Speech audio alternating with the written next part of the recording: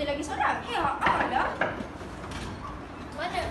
Dah mula? Tak beritahu pun. Dan saya pula Aisyah Alia binti Johari.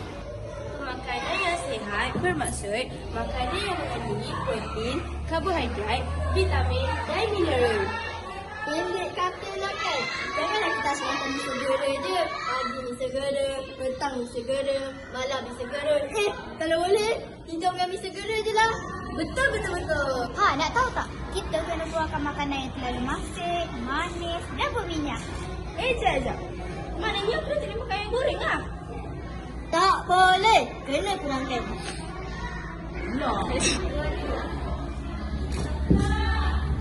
Kalau kita makan makanan yang sihat, kita dapat tenaga untuk belajar di kelas. Tapi kalau kita tak makan makanan yang sihat, macam makan makanan yang tak berkhasiat, kita pun boleh dapat tenaga. Tapi tenaga tak ada dalam kelas. Kau nak tahu tak antara contoh makanan sihat?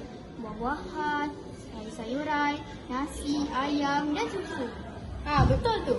Kalau kau tak tahu, kalau kita makan makanan sihat, nanti kita akan dapat tenaga untuk bersukan dan belajar.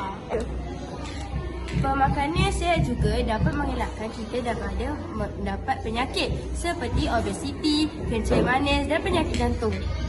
Masalah obesiti dalam kalangan kanak-kanak semakin membimbangkan. Ia tidak wajar dipandang remeh kerana selain aspek kesihatan, kanak-kanak berkenaan berkemungkinan kurang keyakinan diri serta mempunyai kekangan mobiliti. Ikuti kupasan wartawan Farah Nabilah Wazir. Obesiti merujuk kepada keadaan seseorang mempunyai berat badan berlebihan akibat pengumpulan lemak dalam tubuh.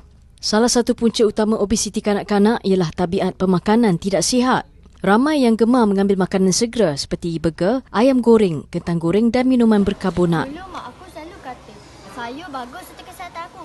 Tapi bila aku ingat, sayur tu hiasan pinggan aku je.